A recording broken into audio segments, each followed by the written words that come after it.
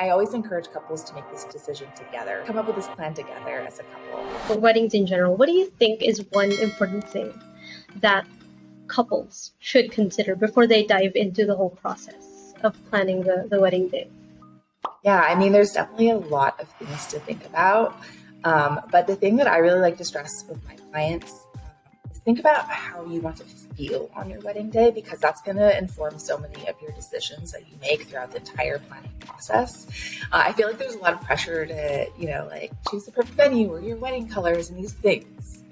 Hard to decide on right away, but if you know you want it to be casual or formal or a raging dance party or a low-key dinner party, kind of thinking about how you want the day to feel will really help you make decisions, kind of moving forward, whether it's choosing your venue or the music or the decor. And I always encourage couples to make this decision together, not just one or the other. Come up with this plan together as a couple.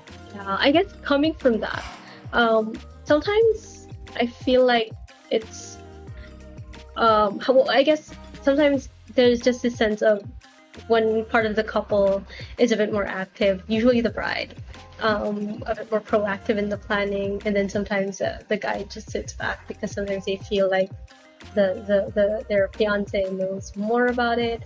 Do you have methods to try to draw the groom or the other partner to feel a bit more engaged?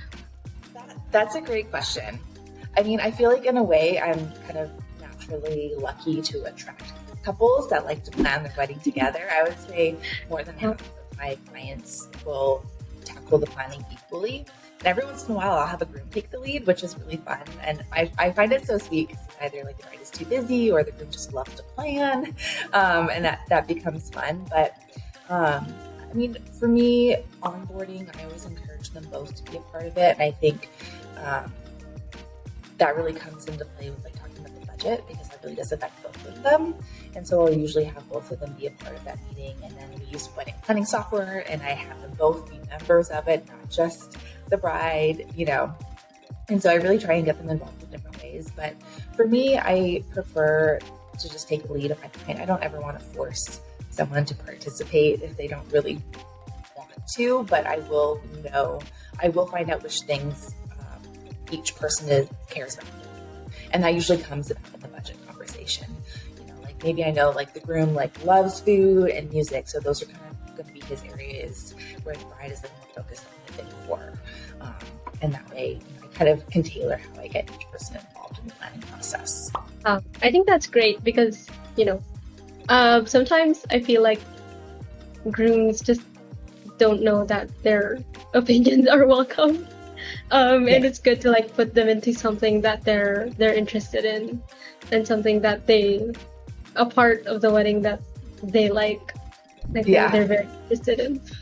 I always tell them, I'm you're a VIP too at this wedding. Not just a bride, you're equally VIPs. Yeah, definitely.